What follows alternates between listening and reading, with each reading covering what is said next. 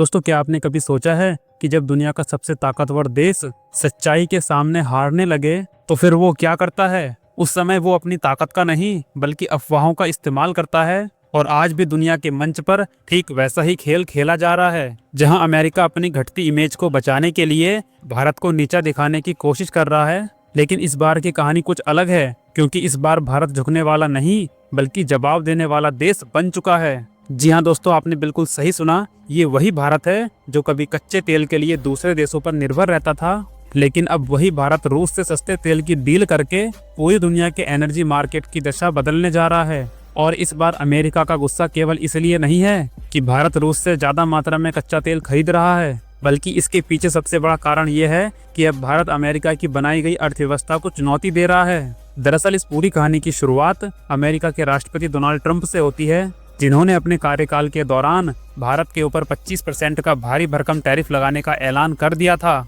उस समय पूरी दुनिया को ये लगा कि अब भारत झुक जाएगा और रूस से तेल खरीदना बंद कर देगा और अमेरिकी शर्तों के आगे सिर झुका देगा। लेकिन होता इसका बिल्कुल उल्टा है। भारत ने न केवल ट्रंप के फैसले को ठुकरा दिया, बल्कि उसके बाद रूस के साथ अपने संबंधों को और भी ज्यादा मजबूत कर लिया। लेकिन जब अमेरिकी मीडिया ने दुनिया में यह झूठ फैलाया कि अब भारत रूस से कच्चा तेल नहीं खरीद रहा है, तो कुछ समय के लिए अंतर्राष्ट्रीय बाजार में खलबली मच गई।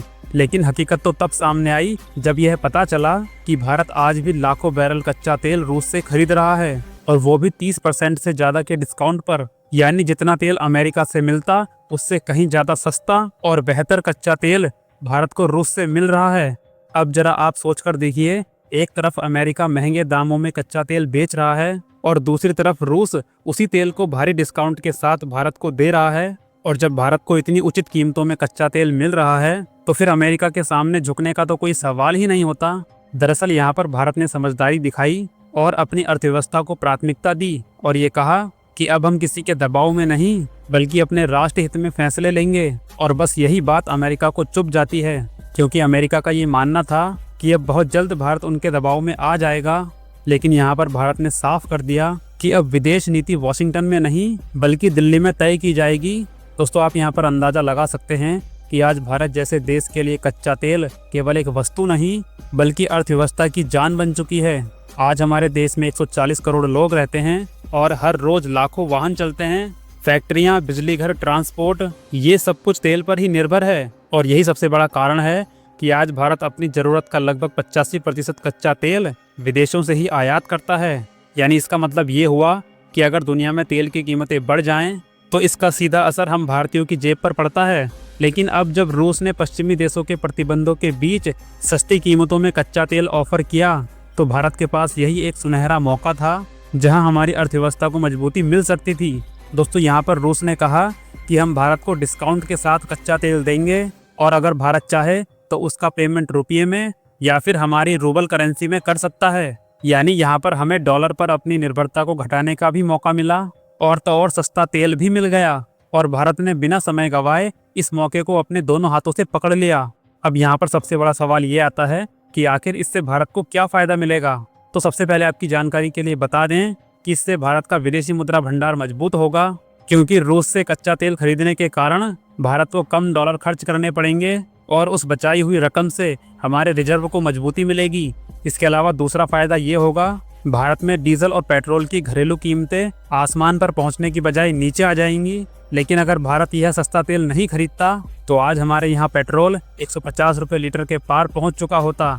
इसके अलावा तीसरा सबसे बड़ा फायदा ये है कि अब भारत ने अपने रिफाइनिंग सेक्टर को मजबूत कर लिया है, क्योंकि रूस से आ रहा सारा कच्चा तेल भारत की जामनगर और नायरा जैसी बड़ी बड़ी रिफाइनरियों में रिफाइन किया जा रहा है और उससे डीजल और पेट्रोल जैसे बेहद कीमती ईंधन बनाए जा रहे हैं। और भारत द्वारा बनाया जा रहा यह डीजल और पेट्रोल यूरोप और एशिया के बड़े बड़े देशों को बेचा जा रहा है। यानी भारत ने केवल तेल ही नहीं खरीदा बल्कि उस कच्चे तेल को प्रोसेस करके भारी मुनाफा भी कमाया है। अब जरा सोचिए, जो यूरोप पहले रूस से सीधा कच्चा तेल खरीदता था, अब वही कच्चा तेल वह भारत से खरीद रहा है। बस फर्क केवल इतना है, भारत जो कच्चा तेल दे रहा है उसे एडवांस लेवल पर रिफाइन किया गया है। यानी कुल मिलाकर हम ये कह सकते हैं कि इस पूरे गेम में भारत ने एनर्जी बिजनेस का मास्टर स्ट्रोक खेल दिया है। लेकिन ये बात हम सभी जानते हैं, जहाँ पर हमें फायदा होता है वहाँ पर बड़े बड़े खतरे भी देखने को मिलते हैं। क्योंकि जब भारत ने यूरोप को कच्चा तेल बेचना शुरू किया तो अमेरिका ने इस कदम को अपने खिलाफ माना और ये कहा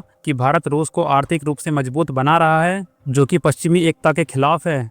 और इतना ही नहीं, बल्कि ट्रंप प्रशासन ने तो यहाँ तक कह दिया कि अगर जल्द ही भारत नहीं रुकता है तो उसके ऊपर एक्स्ट्रा पेनाल्टी और प्रतिबंध भी लगाए जाएंगे। लेकिन यहाँ पर भारत ने अमेरिका की हर धमकी को नज़रअंदाज किया, क्योंकि भारत को ये पता था कि यह केवल एक राजनीति नहीं बल्कि ये राष्ट्रीय स्वाभिमान का खेल है। दोस्तों, यहाँ पर अमेरिका को इस बात का डर था, अगर भारत जैसे बड़े देश ने डॉलर को छोड़कर रुपये और रूबल जैसी करेंसी में व्यापार करना शुरू कर दिया तो उसके अमेरिकी डॉलर पर दबाव बढ़ जाएगा। और होता भी बिल्कुल ऐसा ही है, क्योंकि आज भारत और रूस के बीच होने वाला ज़्यादातर तेल व्यापार अमेरिकी डॉलर में नहीं बल्कि स्थानीय करेंसी में किया जा रहा है और इससे भारत को डबल फायदा मिल रहा है। एक तो हमारी डॉलर पर निर्भरता कम हो गई है और दूसरा भारतीय रुपये को अंतर्राष्ट्रीय बाजार में नई पहचान मिल रही है। दोस्तों, ये वही भारत है जो कभी दूसरों की शर्तों पर खेला करता था, लेकिन अब खुद अपने दम पर दुनिया के बड़े बड़े सौदे करता है। दरअसल यहाँ पर अमेरिका को ये बात समझने में देर हो गई कि अब भारत किसी का जूनियर पार्टनर नहीं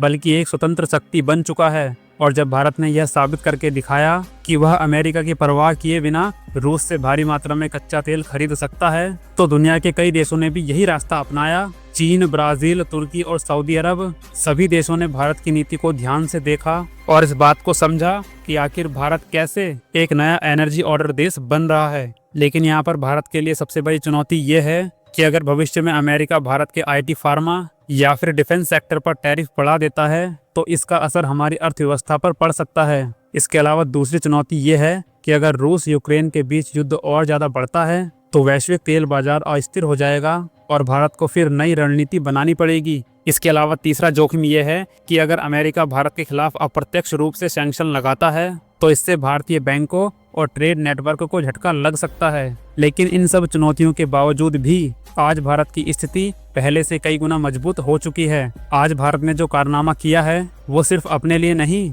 बल्कि दुनिया के उन देशों के लिए भी रास्ता खोल दिया है जो पिछले कई वर्षों से अमेरिका के दबाव में झुके हुए थे। दोस्तों, अब सवाल केवल तेल का नहीं रहा बल्कि अब सवाल है दुनिया की आर्थिक ताकत की दिशा का। क्या अमेरिका अपनी पुरानी हैसियत को बनाए रख पाएगा या फिर भारत जैसी उभरती ताकतें नई व्यवस्था को तय करेंगी? आज भारत जिस आत्मविश्वास के साथ रूस से कच्चा तेल खरीद रहा है उसने पूरे पश्चिमी जगत को सोचने पर मजबूर कर दिया है, क्योंकि जब एक देश अपने हितों के लिए खड़ा हो जाता है तो उससे पूरी दुनिया की नीतियां बदल जाती हैं। और यही भारत की सबसे बड़ी जीत है, एक ऐसी जीत जो बिना युद्ध के हासिल हुई, जिसने दुनिया को यह दिखा दिया कि अब भारत ना तो डरता है और ना ही झुकता है बल्कि अपने रास्ते खुद बनाता है। तो भारत रूस से कच्चा तेल खरीदने के मामले में आत्मनिर्भर बन चुका है। उसके लिए वीडियो को एक लाइक करके कमेंट बॉक्स में जय हिंद जरूर लिख दीजिए। मिलेंगे अगली वीडियो में किसी नई जानकारी के साथ। तब तक के लिए जय हिंद, जय भारत।